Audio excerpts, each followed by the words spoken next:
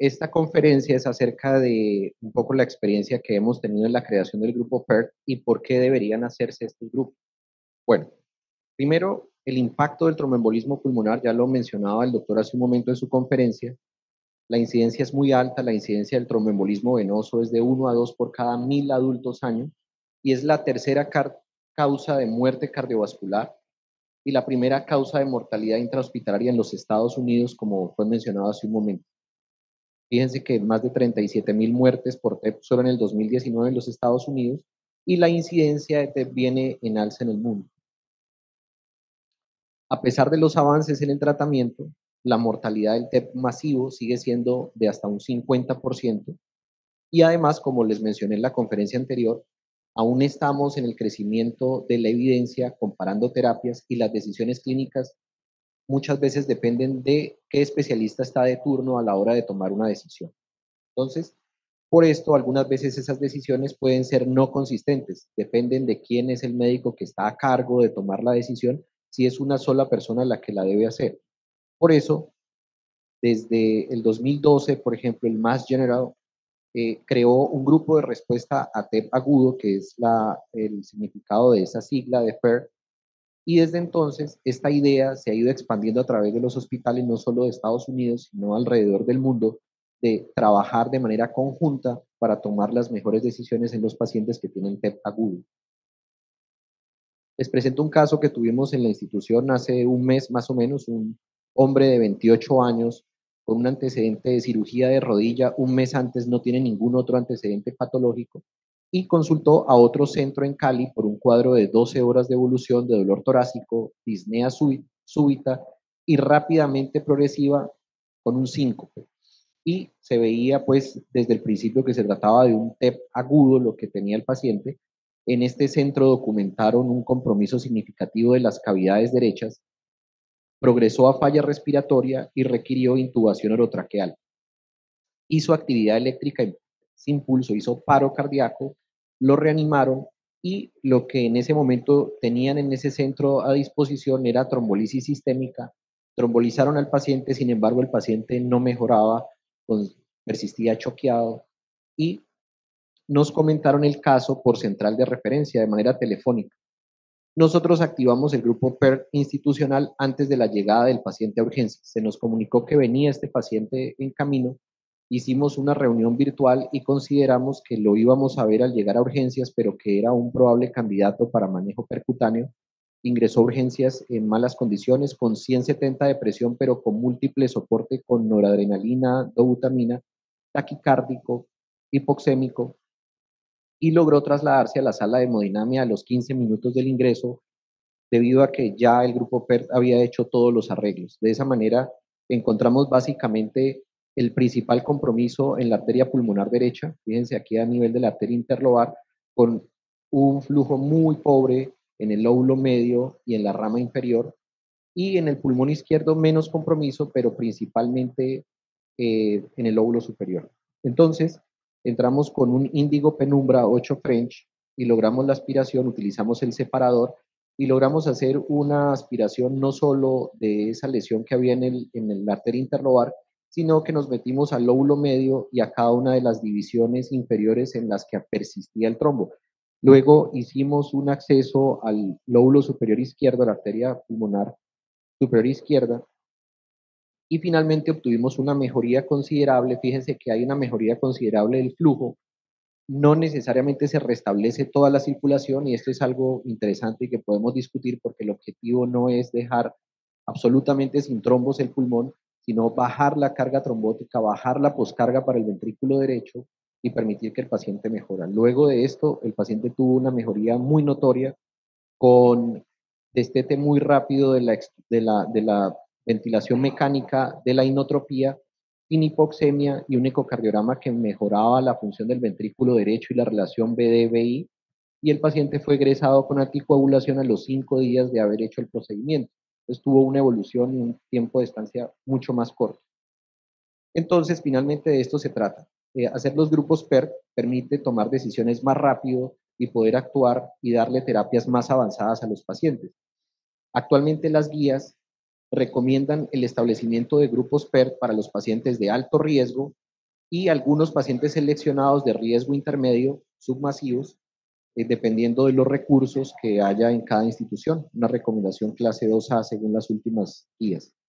Y este fue unas guías también que se publicaron en Euro Intervention acerca de cómo proceder en el manejo percutáneo, y básicamente es un resumen, es un algoritmo en el que participa el grupo PERT para decidir la terapia percutánea, o bien en los pacientes que son de alto riesgo y se considera que tienen contraindicación para trombolisis sistémica, deberían entrar a este grupo, o los pacientes que tienen TEP submasivo, que se anticoagularon, pero no responden o no mejoran, o se considera que pueden tener mejoría a través de terapia percutánea, y aquí es donde el grupo PERT entra a decidir, porque de acuerdo a las guías que también mencionaba el doctor hace un momento, son guías que ya tienen un tiempo y pues todo avanza mucho más rápido y a veces tenemos que tomar decisiones en pacientes que están realmente muy enfermos. Y por eso traigo esta diapositiva para mostrar cómo se trata de un continuum. Esto no es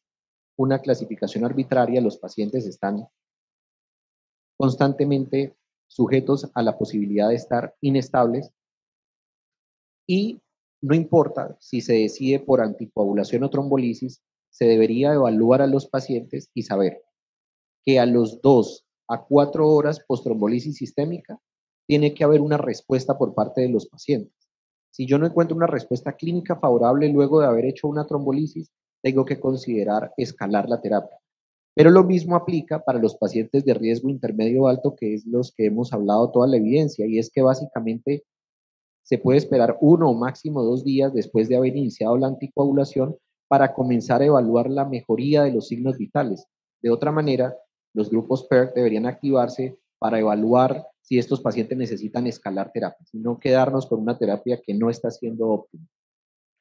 ¿Por qué hacer grupos PERT? Pues hay muchos beneficios descritos en la literatura, porque, como les dije hace un momento, hace que las decisiones sean conjuntas y no variables según quién esté de turno, mejora la estratificación del riesgo, también sirve de guía para seleccionar terapias avanzadas y costosas, para que la decisión de emplear terapias avanzadas no recaiga sobre un solo especialista o un solo médico, pues deberíamos compartir también esa discusión.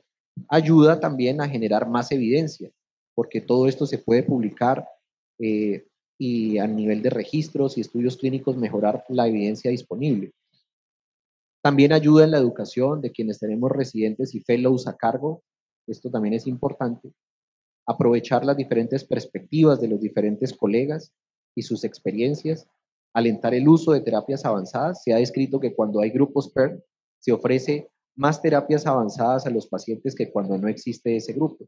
Hacemos más tromboaspiraciones, por ejemplo, cuando hay un grupo PERT, y allanar el camino para el seguimiento de pacientes, y esto es importante porque no solo es tratar el paciente en agudo, sino poderlo seguir de manera ambulatoria a ver qué pasó con ese paciente. Los grupos PERT no solo es para actuar en agudo, sino que nos permiten tener una clínica ambulatoria, establecer una clínica ambulatoria para seguir a estos pacientes y, como lo mencionaba el doctor hace un momento, para detectar de manera precoz la posibilidad de que esté yendo a hipertensión pulmonar tromboembólica crónica, que debe ser algo increíblemente temido.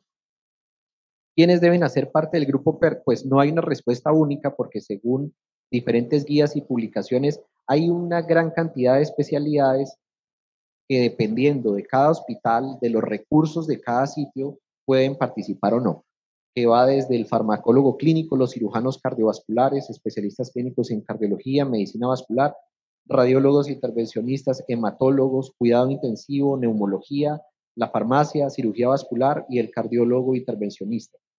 Esto depende de cada sitio, no hay una sola respuesta. Sin embargo, este es el algoritmo que utilizamos nosotros adaptado del Mass General, y básicamente es cuando un paciente llega a urgencias o está hospitalizado o son pacientes referidos desde instituciones externas, ese paciente llega a un médico que es generalmente internista o emergenciólogo, y esta persona del grupo PER evalúa la historia clínica, el examen físico, toma los paraclínicos iniciales, incluyendo troponinas, electrocardiograma, eco y un angiotac.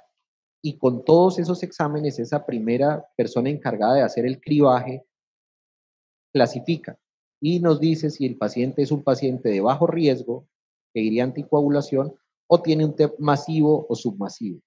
Cuando se trata de un TEP masivo o submasivo, refiriéndome al de riesgo intermedio o alto, se activa el PERT.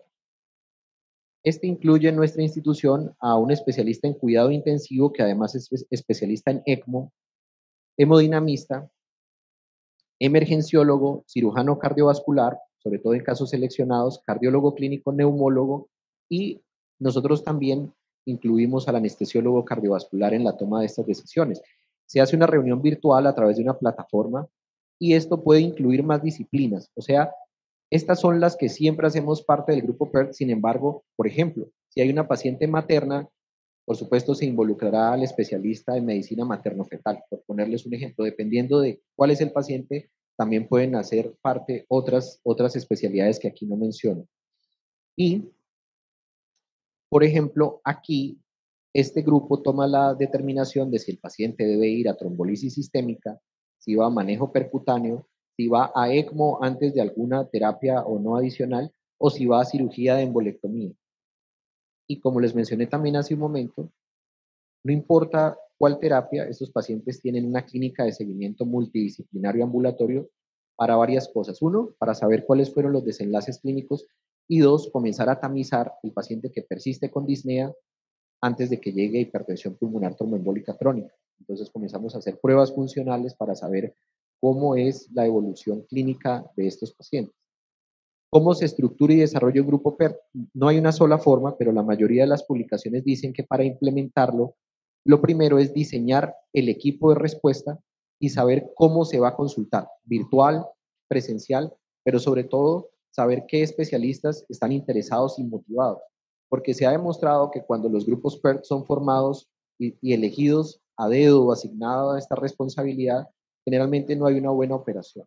Los que integran el grupo PERT deben ser personas que quieran hacer parte del grupo y que estén motivados a intervenir en clínicas de TEP agudo. De otra manera, esas llamadas en la madrugada y tomar discusiones acerca de casos complejos que inclusive esa persona no es la que va a participar directamente, se vuelve más complejo. Entonces, digamos que lo primero es un grado muy alto de motivación. Debe haber forma de evaluar cómo están yendo los casos y establecer estrategias para mejorar la calidad. También atención a cada uno de los detalles, desde la identificación del paciente a la activación del equipo, cómo se van a activar, a quién se va a llamar, quién no. Esto también debe ser discutido en algoritmos que se deben adaptar a cada circunstancia de cada institución según sus recursos. Terapia temprana y el seguimiento ambulatorio que les mencionaba hace un momento. También está esto muy interesante, y es que ya INVIMA está discutiendo, y probablemente próximo a aprobarse, la aplicación de inteligencia artificial para que podamos tener una mejor participación de los grupos PERT. En la institución donde trabajo ya está disponible para el tema de ACV, pero planeamos poderlo tener pronto también en TEP, y es básicamente un algoritmo en el que se reconoce la presencia de un TEP agudo masivo o que requiere intervención por la localización proximal. Esto alerta a la persona que es la encargada de hacer el triage inicial. Se revisan todas las imágenes en tiempo real con todas las personas que hacen parte del grupo PER. Hay un espacio para discusión, chat, evaluación programática, y finalmente se toman las decisiones clínicas en tiempo real. Y no se espera a que se puedan reunir al otro día los diferentes especialistas, o de manera que esto ha demostrado que disminuye los tiempos de atención, los tiempos de acceso a terapias avanzadas, y definitivamente los costos de atenciones hospitalarias prolongadas. Entonces, son herramientas también que están a nuestra disposición. En resumen, los beneficios del PERT: eficiencia en el servicio de urgencias, mortalidad, y esto es básicamente pues en los que se logra hacer terapias más tempranas, se presume que hay un aumento de supervivencia. Ahora, esto debe confirmarse con mayores estudios clínicos, pero ya hay algunos registros que demuestran que entre más rápido actuemos a los pacientes les va mejor. Utilización de recursos, menos costos de atención hospitalaria y la oportunidad de aprendizaje para todos los médicos que tenemos en formación en nuestras instituciones. Hay algunos aspectos que no son tan buenos y básicamente es implementarlo cuesta, ese es un costo que debe ser tenido en cuenta. Otro que se presume es que si se crean centros que son los centros de referencia, probablemente los centros que están enviando los pacientes tengan menos entrenamiento en el tratamiento de TEP agudo, que es una de las, digamos, posibles desventajas. Sin embargo, al centralizarlo a sitios de referencia, pues probablemente les demos más posibilidades a los pacientes. Y las consecuencias médico-legales, y esto debe quedar muy claro porque una reunión virtual, 2 de la mañana, un caso complejo, se participa en una junta y aquí se toman decisiones, entonces tiene que estar muy bien estructurado quiénes son los que deben responder y qué tipo de decisiones se deben tomar. Todo esto debe ser muy bien discutido en las diferentes instituciones. Cada centro interesado debería crear un PERT que se debe ajustar a sus necesidades y recursos. No hay una sola fórmula para hacer un grupo PERT, pero cada institución debería hacerlo de acuerdo a lo que necesita. Hay beneficios de acceso a terapias avanzadas en tiempos de hospitalización y costos claros. También hay beneficios muy probables en morbimortalidad al darle acceso a los pacientes mejores terapias. Pero bueno, esto está aún por demostrarse de manera contundente el beneficio en la mortalidad. Y de nuevo, muchas gracias por la atención.